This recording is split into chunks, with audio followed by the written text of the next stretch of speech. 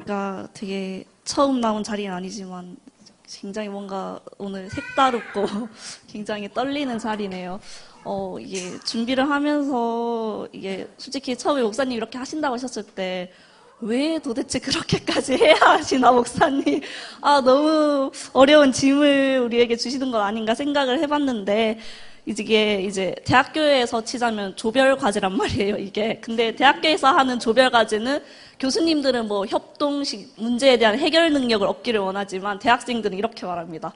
조별 과제를 하면은 교수님에 대한 원망과 학생들에 대한 불신을 얻게 된다고. 그 정도로 이렇게 되게 힘든 게 이렇게 같이 모여서 나누고 준비하는 건데, 이게 하다 보니까 목사님이 왜 이렇게 하시는지를 알게 되더라고요. 같이 준비를 하면서 일단 마음이 하나로 모아지고 우리가 은혜를 끼쳐야 한다는, 영광스러운 교회를 세워가야 한다는 그런 한마음 한뜻이 되게 해주시더라고요. 또 준비를 하면서 오늘 말씀을 딱 듣는데, 내가 그래도 이렇게 묵상을 하고 준비를 한 게 있으니까 말씀이 더 이렇게 새롭게 깨달아지더라고요. 내가 이렇게 생각했는데, 하나님 이런 거군요 하면서 오늘 그런 경험을 통하면서, 목사님께서 정말 우리에게 이렇게, 명령하신 이유가 있었구나라는 생각을 하게 되었습니다. 네. 저희 구역은 이제 3장 하나님의 창조 의도에 대해서 나누게 되었습니다. 하나님은 이 세상을 창조하신 분명한 목적이 있으셨고, 사람 또한 하나님의 목적에 따라 지음받았습니다. 하나님의 목적을 따라 지음받은 사람은 하나님의 목적을 삶의 목적으로 삼고 하나님의 의도에 따라 살아가야 합니다. 이에 반하는 것이 불법이고 죄라고 말하고 있습니다. 우리가 이렇게 중요한 하나님의 창조 의도를 왜 알아야 하는지 저는 다음과 같은 질문을 내려봤습니다. 첫째, 하나님을 믿을 충분한 근거가 있어야만 믿을 수 있는가입니다. 불신자들은 하나님의 존재 유무, 천지 창조의 사실적 근거가 합리적이고 과학적이라면 믿겠다라고 말하지만 그것은 핑계일 뿐입니다. 창세기 1장 1절에서는 분명히 하나님께서 천지를 창조하신 창조주임을 선포하고 있습니다. 하나님은 입증의 대상이 아니라 오직 믿음의 대상이십니다. 우리는 오직 창조주이신 주님을 믿고 그분의 말씀에 순종해야 합니다. 하나님을 입증의 대상으로 보겠다는 것은 결국 자신의 이성적 판단만을 믿겠다는 지극히 자아중심적인 죄악된 사고입니다. 둘째, 하나님이 창조주이심을 믿는다는 것은 무엇인가입니다. 하나님을 창조주로 믿는다는 것은 하나님의 주권을 인정하는 것입니다. 피조물인 우리는 창조주이신 주님의 주권 아래에 있어야 합니다. 아담과 하와가 선악과 언약을 지키지 않으며 하나님의 주권 아래에서 벗어났을 때 인간의 타락이 시작되었습니다. 이와 같이 말로는 하나님이 창조주이심을 믿는다 하면서 그분의 주권을 부정하고 자신의 뜻대로만 산다면 하나님의 본질을 부정하고 죄악을 행하는 것입니다. 이러한 자들의 최후는 결국 멸망이라고 성경은 분명 말하고 있습니다. 셋째, 우리의 소유권은 누구에게 있는가입니다. 하나님께서는 자신을 토기장이로 비유하셨습니다. 토기장이는 얼마든지 자신의 뜻대로 토기를 만들 주권이 있으며 만들어진 토기에 대한 소유권 또한 가지고 있습니다. 하나님께서도 역시 피조물에 대한 주권과 소유권을 가지고 계십니다. 토기장이신 하나님을 믿는다는 것은 그분의 주권과 소유권을 온전히 인정하고 따른다는 것입니다. 주님이 왜 나에 대한 소유권을 갖고 계신지에 대해 불만을 품고 반항한다면 그 자체가 악이며 자신이 하나님과 아무 관련 없는 사람이라고 선포하는 것과 같습니다. 우리는 하나님을 우리의 창조주로 믿고 그분의 주권과 나에 대한 소유권을 온전히 인정하고 순종해야만 합니다. 넷째, 그렇다면 피조물인 우리는 어떠한 삶을 살아야 하는가입니다. 많은 사람들이 인생은 무엇이고 어떻게 살아야 할지를 모르고 방황합니다. 그러나 그리스도인들은 분명한 삶의 방향성이 있습니다. 그것은 하나님이 자신을 지으셨다는 것을 인식할 때 가능합니다. 창조주이신 주님을 만날 때 우리가 주님의 피조물임을 인식하고 우리의 정체성을 알게 됩니다. 그리고 우리 삶의 목적이 창조주이신 하나님의 뜻을 따라가게 됩니다. 피조물인 우리는 결코 주권자이시며 소유주이신 주님을 부정할 수 없습니다. 하나님의 의도에 따라 창조된 우리는 이 땅을 살아갈 때 주님의 목적을 이루는 사명자로서 살아가야 합니다. 우리의 사명은 오직 주님을 위해 사는 것입니다.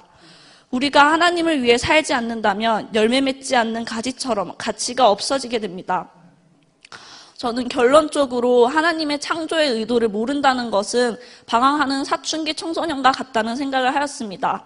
사춘기 청소년들은 자신의 정체성을 찾지 못해 어떻게 살아야 할지 알지 못하고 온갖 실수를 저지르며 방황하게 됩니다.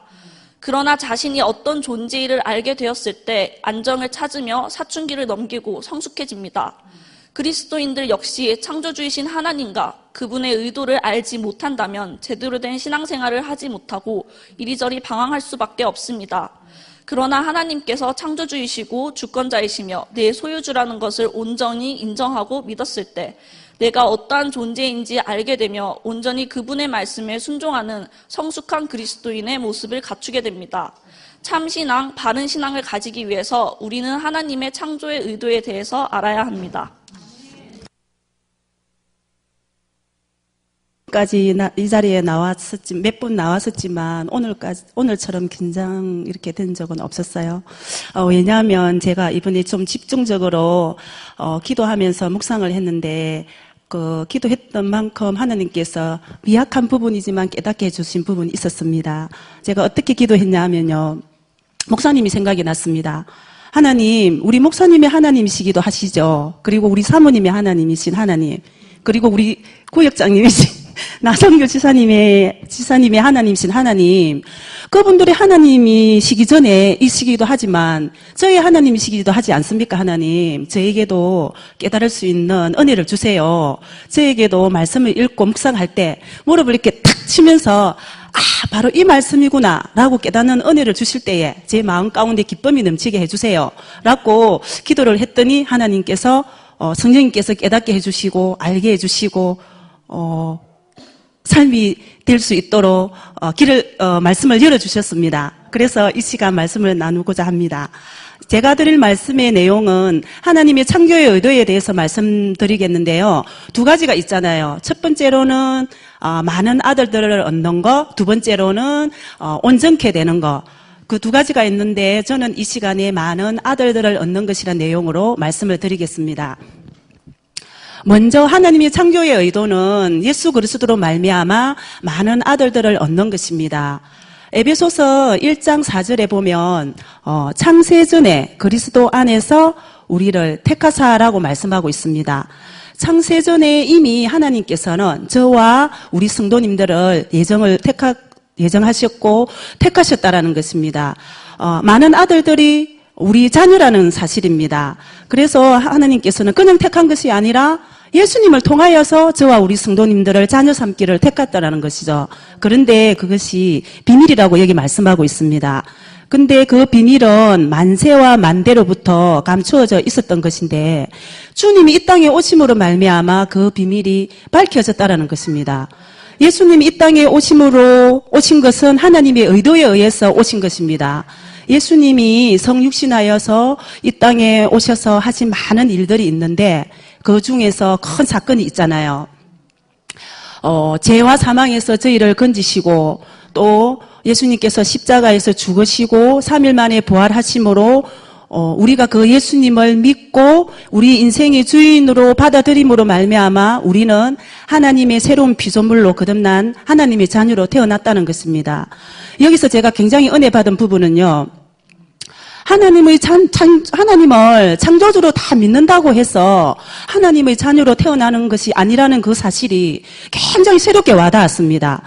예전에는 그냥 하나님의 자녀서 하나님을 믿으면 다 하나님의 자녀 이렇게 생각을 했는데 그 부분이 정확하게 제 마음에 콱 꽂히면서 새롭게 굉장히 은혜가 되었거든요. 그래서 하나님을 다 창조주로 믿는다고 해서 하나님의 자녀가 아니라는 사실입니다. 그 안에 하나님의 생명이 있어야 된다라는 것입니다. 제가 예를 한번 들어보겠습니다. 제가 저희 아버지를 아버지라고 부르는 것과 여러분들이 저희 아버지를 아버지라고 부르는 것은 같을까요? 아버지라는 사실은 같지만은 다르잖아요. 왜냐하면 저한테는 우리 아버지의 DNA가 있잖아요. 이처럼 하나님의 자녀로 태어나는 데는 예수님의 DNA가 있다라는 사실입니다. 그래서 유대인들은 여기 말씀해 보면 유대인들은 하나님을 창조주라고 믿었다고 했거든요. 그렇지만 그 안에는 그리스도 예수 하나님의 생명은 없었습니다. 또한 최초의 인간으로 지음받은 아담에게도 하나님의 형상과 모양만 있었을 뿐 예수 그리스도의 거듭난 생명은 없었거든요. 그렇기 때문에 하나님의 자녀로 태어나는 데는 예수님과 연합된 자가 되어야 하나님의 자녀로 태어난다는 것입니다.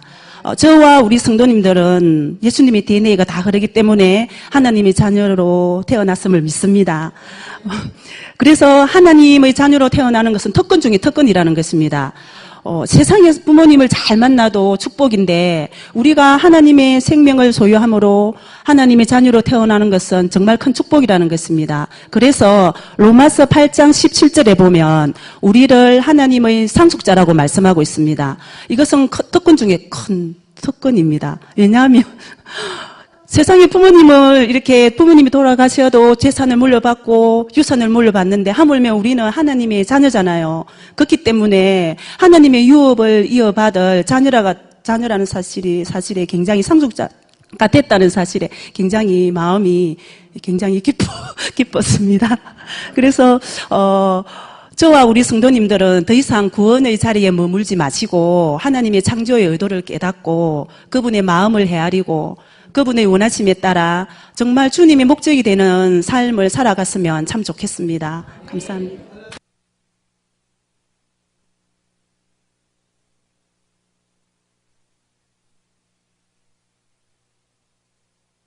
이제 저희 믿음 구역이 지금 하고 있는 주제가 잠깐 퀴즈입니다. 뭔지 지금 앞에서 하신 두 분이 벌써 강조했는데 뭔지 아시는 분? 네. 맞습니다. 이거 모르시고 이 시간에 저도 경험했지만 특히 이렇게 구역별로 나와서 할 때는 혼이 가출을 해버려요. 영과 육은 여기 앉아 있는데 혼이 가출된 상태에서 초점 없는 시선으로 앞에 발표하시는 집사님들을 바라보며 딴 생각에 빠지기 너무 쉽더라고요. 그래서 제가 오늘 저희들이 하는 것은 하나님의 창조의 의도, 다시 말하면 하나님의 의도, 이거는 하나님께서 그리신 큰 그림입니다. 그리고 큰 그림이고 이거는 이제 다시 건축학 용어로 얘기하면 조감도에 해당하는 한눈에 모든 것을 다 볼 수 있는 이제 그 속에 이제 저희들이가 3장 하고 있잖아요. 4장 죄에 대하고 자기 부인, 옛사람 처리, 이거는 그 조감도 안에 다 담겨져 있는 상세도 같은 그런 개념으로 이해를 하시면, 근데 조감도를 보지 않고서는, 큰 그림을 보지 않고서는 하나님께서 무엇을 하시는지 이해할 수 없는 상황이기 때문에 제가 여러분들에게 강조하고자 말씀드리고 있습니다. 제가 이제 맡아서 한 파트는 하나님의 창조 의도가 우리 교재에 있는 두 개로 되어 있습니다. 하나는 방금 손재숙 집사님이 하신 하나님의 많은 아들들을 얻는 것. 근데 저는 여기다 하나 더 보태겠습니다. 이건 제가 보탠 것이 아니라 성경에 있고 목사님이 누누 평소에 설교 때 하신 말씀이 그리스도의 신부를 얻는 부분이 있습니다. 이 부분은 언급이 되어 있긴 있는데 아주 비중이 작게 좀 언급이 되어 있고, 뒤에 이제 우리 나종기 집사님이 하실 조감도 부분에 보면 이제 그리스도의 신부에 대한 부분이 언급이 되어 있거든요. 그래서 저는 그 부분을 좀 땡겨서 하나님의 창조의 의도를 세 개로 하는데, 방금 손재숙 집사님이 하신 하나님의 많은 아들들을 얻는 것, 그 다음에 그리스도의 신부. 그리스도의 신부는 교회를 말하는 겁니다. 교회인 그리스도. 이게 손가락이 이상하게 됐네요. 얻는 것. 그 다음 마지막 세 번째는 온전하게 되는 것. 우리가 다 자녀를 낳았습니다. 아들들을 얻었죠. 그리스도의 신부인 교회가 탄생을 했습니다. 이걸 우리가 아이를 태어났다고 보면 되겠죠. 근데 우리가 아이가 태어난 거에 대해서 기뻐하고 좋아는 하지만 어때요? 그거에 머물러 있습니까? 부모님들 아니잖아요. 자라고 사람의 구실과 사람의 역할을 할 수 있는 온전한 인격체로 자라는 것을 부모님들은 바래요. 그래서 먹이고 입히고 재우고 똥도 닦여주고 또 뭐합니까? 교육도 시키고 학습도 시키고. 정성을 쏟고 양육을 합니다. 바로 이게 하나님의 의도가 태어나는 것, 하나님의 많은 아들들과 그리스도의 신부를 얻는 것에 만족하시는 것이 아니라 하나님의 의도는 어디까지 하냐면 아들들이 교회인 신부가 온전한 같이 자라는 것을 하나님의 창조 의도 속에 다 담겨져 있습니다. 자, 하나님의 창조 의도가 하나님의 입장에서는 아들들과 신부를 얻는 겁니다. 하나님의 입장에서 얻는 겁니다. 근데 이 얻음에 있어서 하나님은 많은 대가, 엄청난 대가를 지불하십니다. 그게 뭐냐면 예수 그리스도라는 대가를 지불하십니다. 근데 아들 되고 교회 신부인 우리 입장에서 보면 우리는 그냥 됨입니다. 된 것입니다. 근데 우리가 되고 됨이 됐다라는 이 자체에는 대가가 하나도 없습니다. 그래서 우리는 은혜라고도 하죠. 아무 대가를 지불하지 않고 오직 믿음 하나, 예수 그리스도를 믿는 그 믿음 하나로 우리가 그냥 되어버린 겁니다. 근데 온전함도 마찬가지예요. 온전함도 마찬가지인데 온전함에 대해서 제가 곰곰이 묵상해 보다가 온전함을 여러 가지로 성경에 표현이 되어 있습니다. 뜻은 같지만 말을 달리 표현해 놨는데 우리가 평소에 또 많이 쓰는 말들로 되는데 이거를 여러 가지로 해석하지 마시고 온전함 하나로 해석을 하시면 좋겠다 싶어서 온전하게 되는 것이 무엇이냐면 에베소서 4장 11절에서 15절 말씀에 보면 우리가 가장 잘 아는 그리스도의 장성한 분량에까지 이르라라는 말씀이 있어요. 이게 바로 온전함입니다. 그리스도의 장성한 분량에 이르다. 이건 온전함이구나. 그 다음 두 번째, 그리스도의 우리 사명선언문 첫 번째 나옵니다. 그리스도의 형상을 본받게 하는 것, 이르게 하는 것. 이게 바로 온전함입니다. 태어났으니까 자라가야 되겠죠. 이르러야 되겠죠. 이게 바로 온전함입니다. 또 달리 표현하면 성령님의 9가지 열매가 맺어지는 것. 이게 바로 온전함입니다. 또 우리가 간절히 삼은 우리 일평생 소원은 이것뿐, 예수 그리스도를 닮는 것. 이것도 온전함입니다. 말은 달리 표현이 되어 있으나 뜻은 온전해진 것이다 라는 것으로 여러분들 이해를 하시면 좋겠고, 그러면 이 온전하게 되는, 그럼 무엇으로 되는가? 방법이 있어야 되잖아요. 목적은 분명해요. 온전하게 되는 것. 분명한데 그럼 방법이 있어요. 어떤 방법이 있냐면 이거는 율법의 행위로는 절대 안 된다고 했습니다. 이 율법의 행위에는 노력이 같이 들어가겠죠. 우리의 의지나 노력의 결과로는 절대 안 됩니다. 성경에서 그렇게 말씀하고 있습니다. 또 율법의 행위로도 절대 불가능합니다. 오직 무엇을 통해서 할 수 있냐면 그리스도를 통하여라고 성경에 말하고 있습니다. 달리 표현하면 그리스도를 인하여, 또 다른 말로 하면 주님과의 연합함으로 인하여, 이렇게 되어 있습니다. 그게 온전하게 되는 방법 하나밖에 없는 거죠. 아들들을 얻고 신부를 얻으시는 방법이 뭐냐면 거듭남이었거든요. 앞에 두 분이 언급을 하셨거든요. 그리스도를 얻고 그리스도의 신부이신 교회를 얻고 아들들을 얻는 방법은 오직 거듭남입니다. 근데 제가 이 부분 하나 좀 강조하고 싶은 게, 참 거듭남자는 우리 영현 선생님이 말씀하신 것처럼 나의 주권과 소유권이 하나님께 있음을 인정하는 게 참 거듭남입니다. 그거 없이 거듭났다고 말하면 좀 자기를 의심해 봐야 될 필요가 있어요. 거듭났다라는 그 속에는 나의 주권과 나의 소유권은 오직 하나님께 있습니다 하는 고백이 있고, 그렇기 때문에 그 사람의 정체성이 바뀌게 되는 거죠. 나는 그리스도인이다. 나는 하나님께 속한 자다. 그래서 온전함을 추구하게 된다는 겁니다. 그래서 아까도 말했지만 하나님의 아들과 그리스도의 신부가 되는 것은 거듭남이라는 방법을 통해서지만 이제 성숙해야 되니까 온전해지는 것은 바로 예수 그리스도와의 연합, 예수 그리스도 통하여 인하여서 된다라는 걸 꼭 기억해 주시고, 그래서 성경에서는 오직 은혜로만, 다시 말하면 오직 은혜로 가능하고 오직 우리의 믿음으로만 가능한데, 그래서 오직 의인은 믿음으로 말미암아 살리라라고 말씀하고 계십니다. 그래서 성경에 이 아들들이, 교회가 온전하게 되기를 원하시는 주님의 간절함이 성경 여러 곳에 있지만 그것을 다 찾아서 읽어서 여러분들에게 친절히 소개해드리면 참 좋겠으나 가장 대표적인 세 군데를 제가 이야기하도록 하겠습니다. 첫 번째는 골로새서 1장 전장이 사도 바울이 옥중서신으로 보낸 그 편지 가운데 1장 전장이 하나님의 아들된 너희여, 주님의 정결한 그리스도의 신부된 너희여, 너희들이 온전하기를 원한다라는 그 간절함을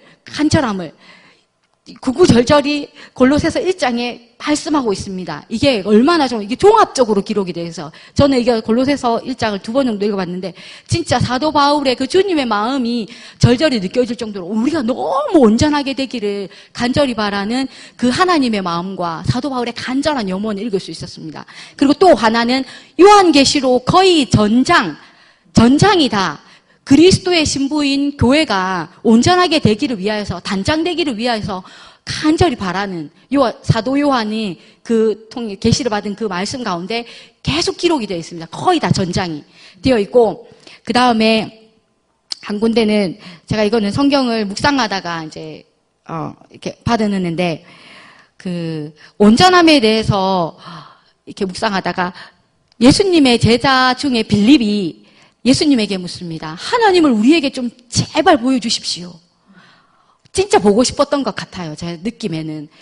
저 보여주십시오. 그랬을 때 예수님의 대답이 나를 본 자는 아버지를 본 자다 라고 요한복음 14장 6절에서 10절 말씀을 말하고 있습니다. 이 부분은 결국 예수 그리스도 안에 그 연합된, 그러니까 하나님과 예수님은 이미 하나님과 연합되어 있는 상태 가운데서 저절로 하나님이 드러난 아주 가장 우리의 대표적인, 우리에게 모범이 되는 그런 예잖아요. 근데 그 말씀을 이제 찾아 읽으면서 왜 온전해야 되는지에 대한 부분, 아까 손재숙 집사님 앞에 좀 얘기하신 부분, 온전해질 때에 거듭나면 아까 DNA 이야기했잖아요. 그냥 영적인 DNA가 생겨버립니다. 이거는 아까도 말했지만 우리가 거듭나 대가를 지불할 필요가 없잖아요. 마찬가지예요. 대가를 그냥 생겨버려요. 어떻게 됐는지도 나도 이해가 안 되지만 영적인 DNA가 생기면서 점점 하나님을 닮아가게 되고 예수 그리스도의 성품을 닮아가게 되는. 그래서 이걸 예수님이 단편적인 예로 이제 말씀을 통해서 너희들도 그렇게 될 것 앞으로 이렇게 말씀하시는 부분을 통해 가지고 하나님 굉장히 우리를 온전하기를 바라시는구나 하시는 말씀을 하셨고. 그 요한계시록 앞에 제가 얘기했는데 한 가지 빠뜨린 게 요한계시록에서는 이 온전케 된 자들을 두 가지로 부르고 있어요. 사람들이 저 차헤란이라는 사람을 부를 때 저라는 차헤란 인격은 저 하나지만 저를 부를 때 야, 헤라나, 에미야, 우리 어머니 같은 경우 에미야, 예를 들면 남편은 여보, 집사님 이렇게 달리 부르잖아요. 그것처럼 하람이 엄마 이런 식으로 달리 부르는데 부르는 대상자는 저 하나거든요. 그러니까 그 온전케 된 자들을 온전케 된 그 자를 부르는 또 다른 말이 있어요. 요한계시록에는 이기는 자로 표현되어 있습니다. 또 흰옷 입은 자로 표현되어 있어요. 이 다 똑같은 말입니다. 그러니까 온전케 된 자, 이기는 자, 흰옷 입은 자. 이건 다 똑같은 말이기 때문에 여러분들 팁으로 아셨으면 참 좋겠다 싶어서 이렇게 이제 말씀을 드렸고 결론을 말씀드리도록 하겠습니다. 하나님은 왜 온전케 된 자가 되어야 한다고 말씀하시냐면 창조의 목적인 하나님 나라를 세워가시기 위함입니다. 제가 이거 원래 처음에 앞에 언급하려고 했는데 국가가 형성되려면 세 가지 요소가 필요합니다. 영토, 국민, 주권. 하나님의 나라, 하나님의 목적 가운데, 창조 의도 가운데 결국은 하나님의 나라를 세우시기 위함, 온전하게 확장하시고 세워가시기 위함인데 그 일 때문에 창조의 목적을 가지시고 아들들을 얻으시고 신부를 얻고 그래서 그들을 온전케 하시고 그들이 일꾼이 되어서 하나님 나라를 온전하게 세워나가고 확장하는 것이 창조 의도의 처음과 끝입니다. 이 부분을 제가 처음에부터 얘기했었어야 되는데 이거를 이렇게 쫙 생각해서 머릿속에 아들 얻고 신부 얻어서 이것들 키워가지고 일꾼 삼아서 하나님 나라를 확장하는 거. 이게 하나님의 큰 그림이다라고 이해하시면 좋겠고 그리고 이제 그 큰 그림에 대해서 이제 나종규 집사님이 나오셔서 말씀해 주시도록 하겠습니다. 감사합니다.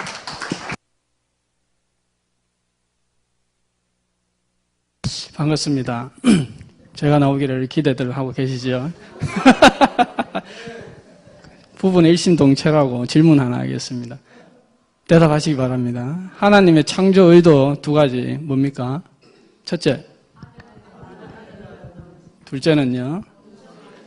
멍 안 때리고 잘 들으셨네요. 딱 한 분만 대답 안 하시네요, 지금. 이 타임 웃어도 되는데. 저는 창조의 의도의 조감도의 부분을 맡았습니다. 그런데 그 목사님께서 이렇게 조감도에 대한 부분을 많이 이렇게 설교도 하시고 하셨잖아요. 그래서 조감도에 대해서 어떤 걸 했으면 좋겠을까 혼자 계속 묵상을 하고 기도를 했었습니다. 근데 하나님께서 좀 이렇게 많은 은혜를 주셨습니다. 첫 번째 아까 얘기했듯이 하나님의 창조 의도는 많은 아들들을 얻는 것과 온전케 되는 것인데 주님께서는 그 창조 의도 속에 우리가 알도록 하셨습니다. 그러니까 주님이 이렇게 내가 이렇게 창조했다. 나의 의도라는 것은 하나님이 가지고 있는 이렇게 계획들을 그냥 무턱대고 너희들 이렇게 살아 이게 아니라 하나님 인간을 창조해놓고 무턱대고 너희 이렇게 살아가 아니라 하나님께서는 목사님 늘 설교하시죠. 창세전에 이미 아담을 만들 때부터 이미 계획을 갖고 계셨다라는 거죠. 그런데 인간들은 모르죠. 자기 욕심으로 살다 보면 자기 마음만 보고 달려가는데 하나님의 의도가 뭔지 어떻게 합니까? 그런데 주님께서는 그걸 깨닫게 하기 위해서 이렇게 조감도를 그려 놓으셨다는 겁니다. 성경 속에 많은 조감도들을 그려 놓았어요. 근데 이 조감도를 너무 모르니까 하나님께서는 선지자들을 통해서 예언케 하시는 거예요. 그래서 주님께서는 내가 하는 일을 내 종 선지자들에게 알리지 않고는 행하지 않는다고까지 말씀하시잖아요. 그거는 곧 나는 조감도를 그려놓고 나의 일을 행하고 있다. 어리석은 자들아 봐라 이 얘기예요. 아까 오늘 목사님 말씀처럼 아브라함이 자기 후손이 태어나기도 전에 400년 뒤에 그 일을 400년 동안 종로를 할 것을 얘기를 하시잖아요. 알으라고. 그럼 이 조감도가 뭐냐라는 거죠. 우리는 가장 쉽게 이렇게 분양하우스라든지 이렇게 건물을 걸 때 조감도 칼라로 이렇게 딱 뽑아놓은 거 보잖아요. 지나가면서. 그럼 뭔 느낌이 듭니까? 이곳에 이 건물이 들어서겠구나. 이 사람 건축자가 누구 밑에 다 써 있습니다. 건축자 누구 시행일 언제 완료일 언제까지 다 써놨습니다. 그러면 우리가 그걸 보고 예를 들면은 아파트다. 그러면 그걸 보고 뭘 느낍니까? 집 좋네. 돈 있으면 들어가고 싶다. 그런 마음이 생기잖아요. 그죠? 나 이 사람과 계약하고 싶어. 나 이 아파트 계약하고 싶어. 돈을 어디서 찾지? 자, 이런 마음을 들잖아요. 그러면 그 전제 조건이 뭐냐? 믿음입니다. 이 건축자가 이것을 지을 거라고 믿어야 됩니다. 분양 사기들 많이 하잖아요. 그럴듯하게 그림 그려놓고 나 이거 질 거야. 너희들 돈 내. 계약해. 이러잖아요. 근데 알고 보니까 도망가잖아요. 안 짓고. 근데 사람들은 왜 계약을 합니까? 저 사람이 반드시 이걸 지을 거야 라고 믿기 때문에 와서 보고 계약을 합니다. 그리고 서류를 씁니다. 자, 하나님은 이 조감도를 우리에게 제시해주고 뭘 하냐? 우리랑 계약하길 원하시는 거예요. 아브라함도 계약했습니다. 아시죠? 하나님이 그 당시에 지역에 유행했던 시체를 건너가고 왔다 갔다 하는 그걸 통해서 계약을 했습니다. 아브라함에게. 내가 너를 믿음의 조상으로 삼을 거야. 이 계약이 바로 구약과 신약의 약자가 들어가잖아요. 약속, 계약한다는 말입니다. 내가 너희들에게 조감도를 제시했어. 선지자들을 통해서 가르쳐 줄 거야. 나를 일단은 믿어야 되겠죠, 하나님을. 그 전제 조건은 믿음입니다. 신뢰감. 내가 건축주 되신 하나님이 이 실패하지 않는 이 조감도를 나는 믿을 겁니다. 하면서 계약을 하는 거예요. 아멘하고 고백을 하고 주님께 나아가는 겁니다. 이 조감도의 예는 너무나 많습니다. 근데 여러분들이 이 조감도를 보고 우리는 어떤 자세를 취해야 되냐면, 계약을 하겠다라는 마음도 품고 나서 구원을 받지만은, 그 다음에 소망. 나는 믿음의 소망을 봐야 됩니다. 비전. 다른 말로 하면 비전이죠. 이 그림 나 들어가서 할 거야. 소망감에 사로잡혀 있어야 됩니다. 그 집에 들어가고 싶은 사람은 1년이 하루같이 막 기다려질 거예요. 왜? 그 소망이 보이기 때문에. 나는 우리 소망, 이거 하여튼 무슨 차를 예를 들어 차도 렌더링을 막 하고 컨셉 값을 보면은 굉장히 사고 싶거든요. 엄청난 소망이 불타오릅니다. 여러분, 우리 육적으로도 이렇게 소망이 타오르는데 여러분은 우리 교회에 주신 조감도가 보이십니까? 진짜로? 아닌 것 같은데요. 조감도 써놨죠. 목사님 친절하게. 우리 조감도 4가지, 5가지. 큰 조감도는 흠과 티와 주름 잡힌 것이 없는 영광스러운 교회가 우리의 조감도 아닙니까? 그죠? 여러분들이 이 조감도 그러면 각자의 삶에도 조감도가 있습니다. 교회에도 조감도가 있고. 근데 그 조감도를 일단 믿음으로 신뢰로 반응하세요. 아, 우리 하나님이 우리 목사님을 통해서 우리 교회에 주신 이 조감도 사명으로 바꾸고 말할게요. 이 사명, 이 조감도를 반드시 이루어 줄 거야. 왜냐하면 목사님에게 줬기 때문에 그 조감도를 줬잖아요. 그죠? 그러면 우리는 믿고 소망을 봐야 돼요, 이제는. 아, 하나님 이 조감도를 어떻게 완성해 가실까? 나는 영광스러운 교회와 계약을 했어. 종신 계약한 거예요. 아시죠? 시키면 다 해야 되고, 풀도 베야 되고, 집도 지어야 되고, 밤새서 일도 해야 됩니다. 계약을 했어요, 우리는. 영광스러운 교회를 떠나는 사람 할 수 없습니다. 계약 파기죠. 근데 일단 여기서 우리 교회를 섬기려면 여러분은 계약을 한 거예요. 그러면 계약을 성실히 이행하시기 바랍니다. 그걸 힘들죠? 힘들면 하나님께 능력 달라고 구하세요. 하나님 내가 계약은 했지만 도저히 못하겠다. 너무 싫고 힘들다. 하지만 하나님 능력 주세요. 오늘 말씀처럼 사모하고 기도하시면 그것을 이루어 주십니다. 만약에 내 때에 못 이루어지잖아요. 그럼 다음 세대에 이루어 주십니다. 엘리야도 자기에게 준 사명 다 감당 안 했어요. 성경 자세히 보세요. 몇 가지는 그냥 놔두고 올라갔습니다. 엘리사가 그 일을 대행했어요. 우리에게도 주신 것들이 있지만 내가 능력이 부족해서 못 이룰 수 있잖아요. 기도하고 준비하세요. 그러면 다음 세대가 그걸 감당할 겁니다. 근데 또 중요한 것은 이 조감도에도 끝이 있어요. 조감도 건물 다 지어지면 조감도 어떻게 합니까? 폐기 처분합니다. 쓰레기장으로 가요. 우리에게 주신 이 조감도도 끝이 있어요. 하나님 끝도 예비해 놓은 거 아시잖아요. 끝도 써놨습니다. 그것을 조감도로 해놨어요. 뭐냐? 요즘 목사님이 그 말씀이 조금 분위기 다운되는 말씀들 많이 하신다고 저번에 얘기하셨잖아요. 왜? 끝을 가고 있기 때문에 정해져 있습니다. 이 조감도에 끝이 있어요. 여러분들 그걸 보고 지금 내가 시대에 있는 나의 지금 이 현재 시대의 조감도가 어떤 건지를 볼 줄 알아야 돼요. 바로 말세에 가까운 거예요. 노아의 때와 같고 롯의 때와 같다 했습니다. 그 뒤에 어떤 조감도가 없어요. 내가 보니까 주님 주신 건 그거예요.